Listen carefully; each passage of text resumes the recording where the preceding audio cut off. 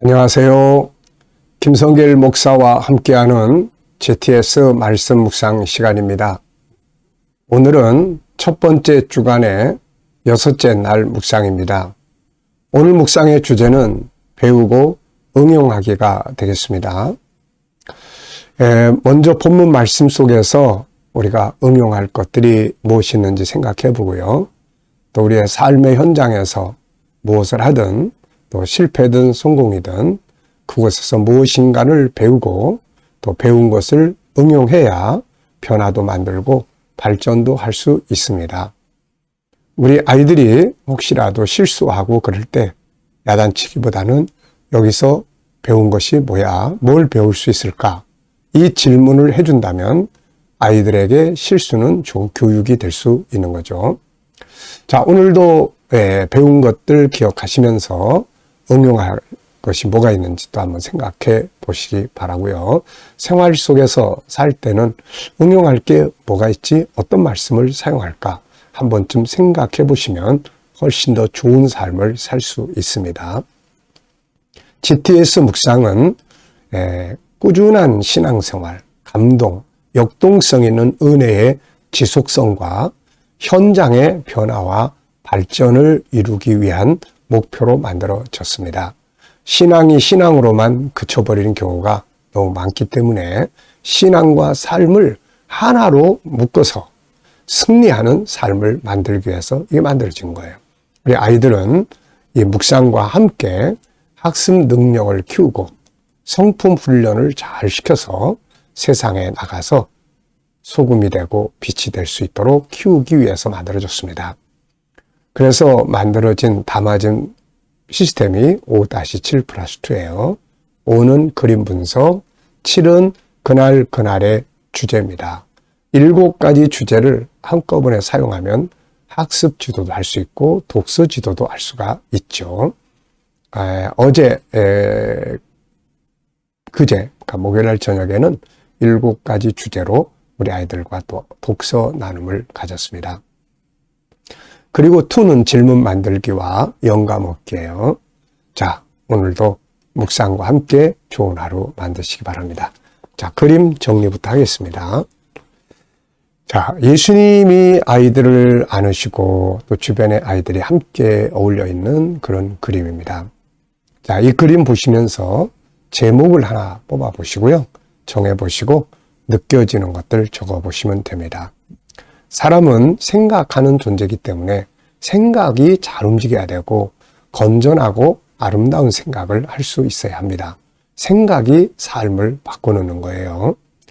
자, 저는 제목을 주님과 함께하는 자의 복 이렇게 적었어요. 예수님과 함께하는 자의 복. 그리고 의미는 몇 가지 적어봤는데요. 주님과 함께하는 것은 안전하다. 그리고 평안하다. 그리고 또 성공의 길로 간다. 그리고 영광이 있다. 때로는 아픔도 있다. 이렇게 적어봤어요. 주님과 함께 하는 것은 안전한 거죠. 그리고 평안합니다. 그리고 성공하는 거예요. 미래 영광스러운 영광이 기다리고 있고 다만 주님 따라갈 때 때로는 아픔도 있다 하는 것이죠. 두 번째는 분석입니다. 이 그림 보이는 부분, 보이지 않는 부분. 항상 이 철학적 사고, 과학적 사고는 보이지 않는 부분들을 궁금하게 생각하고 안 보이는 부분에 질문을 하고 찾아내는 노력이죠. 그러면 비즈니스든 업무든 뭐든 다 발전해 갈 수가 있습니다. 그 훈련하는 거예요. 자, 여기서는 우선 예수님의 얼굴을 둘러싼 이 영광의 광채를 그려놓은 거예요. 둥그런 거. 그 다음에 품에 안겨있는 아이. 그리고 주변에 있는 아이들. 하나, 둘, 셋, 넷, 다섯. 그 중에 하나에는 주님께 꽃을 드리는 것 같습니다. 그리고 또 바닥에 꽃이 있고요. 그리고 또 분홍색 비스름을한 하늘이 펼쳐져 있고요. 자, 보이지 않는 부분에 있는 것들은 또 뭘까요? 우선 예수님의 아이들에 대한 마음, 그리고 주님의 나라, 천국, 그리고 또 이 아이들은 누군가, 어떤 아이들인가, 주님께 가까이 있는 이 아이들의 마음은 어떨까? 네, 그리고 주님과 함께한 이 아이들의 결과는 어떻게 살아가게 되었을까? 예수님과 함께 성장하는 아이들. 네. 세 번째입니다. 그림에서 가장 중요한 것은 무엇인가요? 중요한 거 찾게요. 오늘도 우리가 어떤 일을 할 때, 누구를 만날 때 중요한 게 뭔지, 뭘 제일 중요하게 여겨야 하는지 한 번쯤 생각해 보시면 좋은 시간 가질 수 있죠. 자, 저는 주님과 함께 있는 것, 이게 제일 중요하다. 우리 인생에서 주님과 함께 있는 것, 이게 제일 중요하게 생각을 합니다. 네 번째는 연상법입니다. 자, 눈 감아 보시고요. 자, 우선 예수님, 얼굴을 둘른 둥그런 형태, 그리고 뒤에 이 기둥처럼 쫙 이렇게 내린 것이 예수님의 그 무엇을 의미하는지요. 또 아이들 품에 안으신 아이, 또 4명 이쪽에 있는 아이, 한 아이는 꽃을 들이고 바닥에 꽃 2송이가 있고, 네, 그리고 하늘은 좀 분홍색 비스무리한 하늘이 펼쳐져 있습니다. 자, 우리가 이렇게 이 그림을 계속 연상하는 훈련을 하면은 뭘 보면 잘 안 잊어버리죠. 네. 자, 그리고 이 그림을 보면서 성경을 또 한번 떠올려 보세요. 성경 속에 들어있는 이 그림과 관계된 내용. 저는 아이들과 관계된 내용을 좀 이렇게 살펴봤는데요. 생각해 봤는데, 먼저 마태복음 19장 13절 이하의 말씀.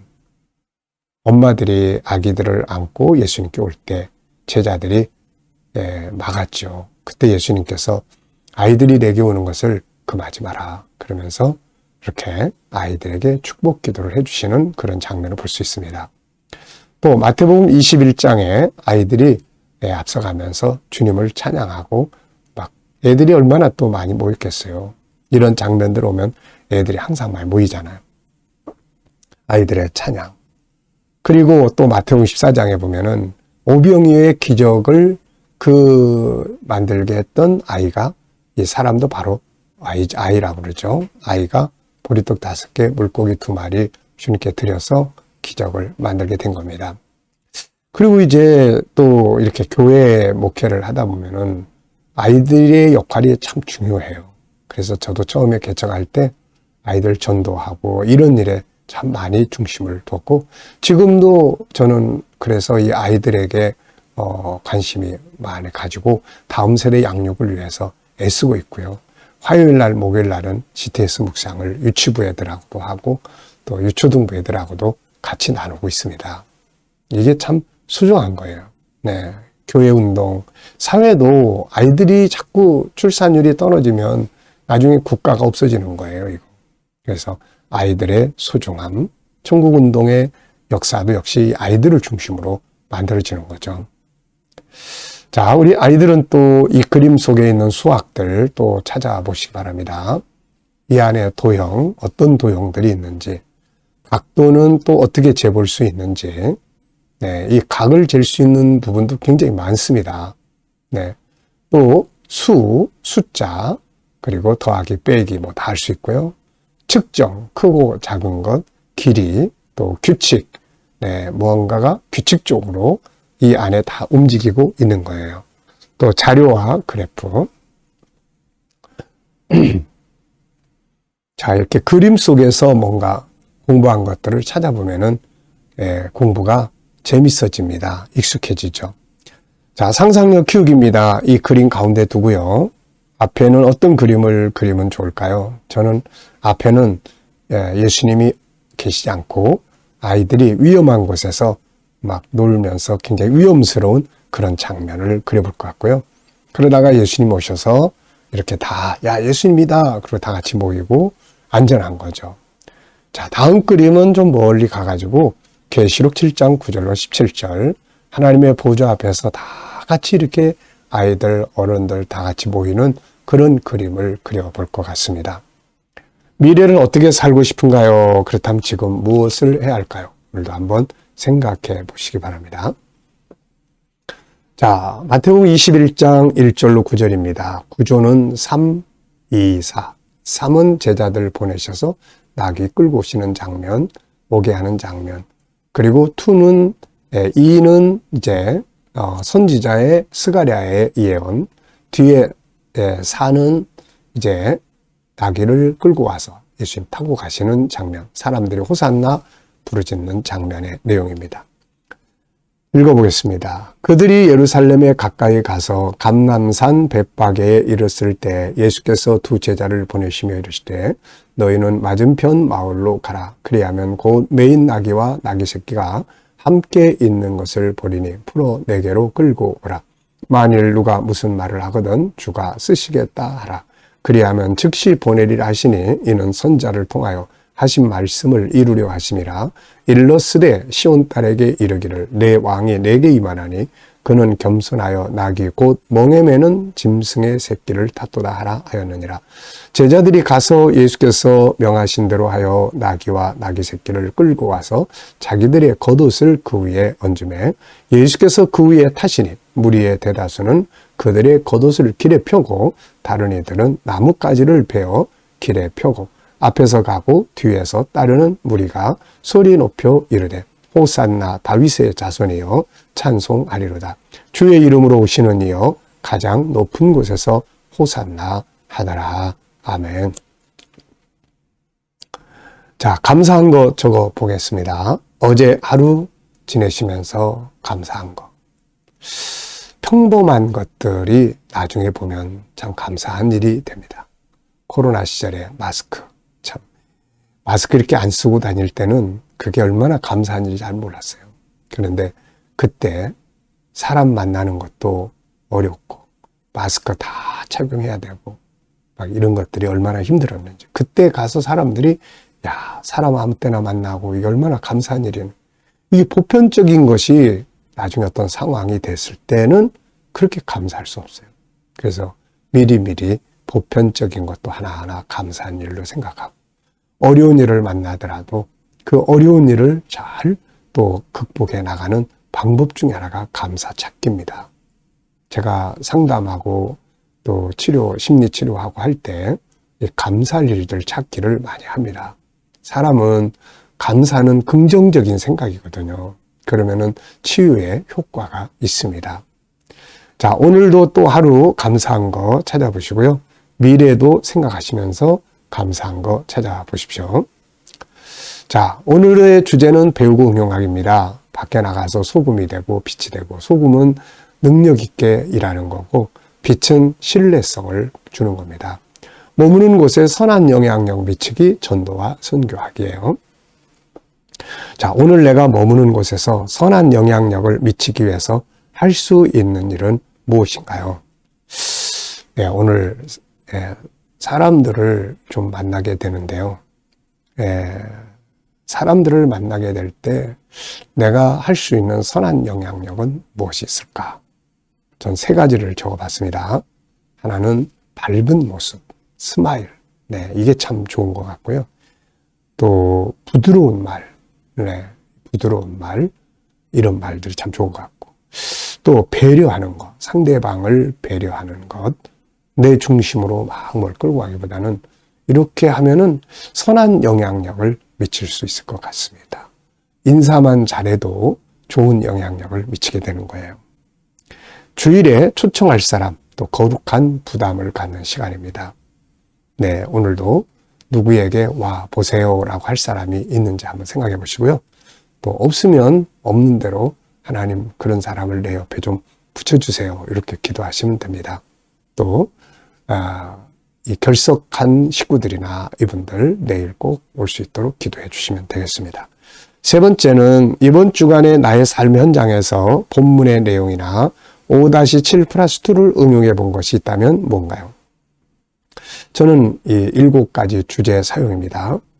네, 이 묵상 속에서 항상 7가지 주제 생각하고 또 나누고, 네, 특별히 이번 주간에는 아이들과 7가지 주제로 독서 나눔을 가져봤습니다. 또 생활 속에서, 네, 예를 들면은 사람을 만나러 갈 때는 예수님, 오늘 이 사람 만날 때 제가 제일 중요하게 여겨야 될 거는 뭐죠? 이렇게 질문을 하고 생각을 하면은, 아주 좋은 지혜를 얻을 수가 있습니다. 7가지 주제는 참 하나님이 주신 선물이에요. 잘 활용을 해보시기 바랍니다. 자, 질문 만들기입니다. 8절로 9절. 무리의 대다수는 그들의 겉옷을 길에 펴고 다른 이들은 나뭇가지를 베어 길에 펴고 앞에서 가고 뒤에서 따르는 무리가 소리 높여 이르되 호산나 다윗의 자손이여 찬송하리로다. 주의 이름으로 오시는 이여 가장 높은 곳에서 호산나 하더라. 아멘. 자, 왜 무엇을 어떻게 만약 이런 단어를 넣으면 좋은 질문이 만들어집니다. 자, 저는 주님을 환영한 자들은 왜 환호하며 주님을 영접했을까? 왜 이렇게 했을까? 2가지로 전 생각을 해요. 하나는 지금 이들이 바라는 것은 메시아가 오시는 거고, 메시아가 오시면은 다윗 왕국을 건설한다, 이렇게 믿고 있었습니다. 이들은 BC 605년 바벨론에 의해서 나라가 망하기 시작하고 그 뒤로 600여 년 동안을 지금 예수님 오시는 이 상황까지 로마의 식민지로 살았어요. 그러다 보니까 선지자들은 메시아가 오면 이 다윗 왕국이 재건된다는 예언들을 했죠. 그러나 사실 이것은 다윗 왕국, 정치적인 세상 나라가 아니라 하나님의 나라가 임한다는 것을 예언하고 있었던 건데, 이들은 바로 이 세상적, 세속적 왕국을 기대했던 겁니다. 그래서 예수님이 왕이다, 이분이 일으킨 기적들을 보면서 이제 드디어 때가 왔구나, 우리도 나라를 세울 수 있겠다, 그리고 환호했던 거예요. 또 한쪽 사람들은 영문도 모르고 군중 심리라는 게 있죠. 사람들이 막 모여 사니까 뭐야 그러면서 막 이렇게 자기도. 근데 나중에 이들이 이제 예수를 십자가에 못 박아라 하는 이제 아주 그런 폭도들로 또 나중에 바뀝니다, 이게. 그래서 이런 부분들이 있었기 때문에 예수를 환호한 것이다. 오늘 우리도 예수님을 항상 모셔드려야 됩니다. 근데 모셔드리는 이유가 중요해요. 왜 모셔드릴까요? 네, 정말 우리가 그분은 나의 구세주, 그분 안에서 천국, 그래서 예수를 항상 모셔드리는 이거를 우리가 해야 됩니다. 자, 묵상, 나의 영적 생활에 대해서 또 질문 만들어 보겠습니다. 여러분들도 여러분들의 영적 생활에 대해서 질문 만들어 보시고 답을 체크해 보시기 바랍니다. 저는 나의 영적 생활에 대해서 더 발전해야 될 부분은 무엇인가? 영적 생활. 그래서 2가지를 적었는데요. 첫째는 더 깊은 영성에 항상 들어가는 것. 지금보다 더 깊은 영성. 나이가 들어가면서 보니까요, 정말 세상에서 제일 중요한 것은 주님과 더 가까워지는 거예요. 나이가 들어가면서 이 세상과 사람들과 더 가까워지려고 하면 자꾸 서운해지고 또 속상합니다. 그런데 주님과 더 깊은 시간들을 갖게 되고 가까이 하면은 위로를 얻고 힘을 얻고 이렇게 돼요. 그래서 그 데일 카네기라는 사람에게 그 친구가 대학 교수인데 어느 날 글을 써서 편지를 보냈어요. 거기에 이런 말이 있습니다. 나이가 들어가면서 보니 하나님이 정말 더 필요하다는 것을 느끼네. 이게 맞는 말이거든요, 이거. 그래서 인생은 세상에서 하늘 중심적으로 영적인 삶 중심으로 자꾸 바뀌어야 인생을 행복하게 살 수 있습니다. 또 하나는 이제 사명을 위해서죠. 사명. 항상 뭔가 할 일이 있어야 되거든요. 저는 GTS 묵상, 더 전문가 되는 것입니다. 자, 묵상하겠습니다. 이 시간에는 앞에서는 그림과 본문을 분석하면서 은혜를 나눴고요. 시간에는 주님과 소통해서 영감 얻는 시간입니다. 자, 눈 감으시고요. 오늘 본문 한번 쭉 기억해 보시고, 또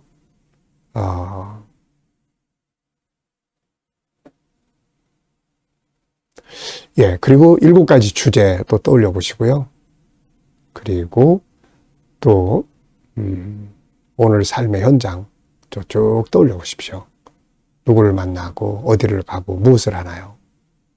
어떤 문제를 해결해야 되나요? 그리고 주님과 소통하십시오. 물어보세요. 주님 이럴 때 어떻게 해야 됩니까? 무슨 말을 하면 좋을까요? 7가지 주제 중에 사용할 건 무엇인가요? 그리고 기다려보면 떠오르는 영감이 있습니다. 이 영감을 가지고 살면 오늘도 또 승리할 수가 있게 돼요. 내 감정이나 기분보다는 영감. 오늘도 영감을 가지고 좋은 하루 되시기 바랍니다. 기도하고 마치겠습니다. 주님 감사합니다. 오늘도 또 묵상으로 하루 시작합니다. 복된 하루 되게 하여 주옵소서. 우리 자녀들, 친척들, 동료들, 믿지 않는 자들 다 주께 돌아와 구원받게 하여 주시고, 오늘도 또 우리 성도들이 일하는 직장과 사업장 행복하고 발전하고 부흥되게 하시고, 새로운 일터를 구하는 자들에게 좋은 일터들이 예비되게 하여 주옵소서. 주님, 치료받는 교우들에게는 치유의 능력이 더 강하게 역사해 주시고, 또 문제를 안고 기도하는 성도들을 잘 감당하게 하시고, 또 감당할 힘을 주시고 피할 길을 주시고 합력하여 선을 이루게 하여 주옵소서. 이 나라를 지켜주시고 부흥되게 하시고 거룩한 나라, 선교의 나라가 되게 해주시며, 또 지도자들에게 지혜를 주셔서 나라를 건강하고 바르게 잘 이끌어가게 하여 주옵소서. 주님, 우리 또 세계 곳곳에서 복음을 위해 수고하는 선교사님들과 주의 종들에게 함께 해주시고, 오늘도 또 우리 KDM 훈련원도 천국 복음 온 세계에 전하는 일에 주여 더 귀하게 쓰임 받게 하여 주옵소서. 주님, 또 GTS 묵상이 더 많은 교회에 나눠지게 하시고 다음 세대 양육하는 좋은 프로그램으로 또 함께 사용되게 하여 주옵소서. 감사하며 예수님의 이름으로 기도하옵나이다. 아멘.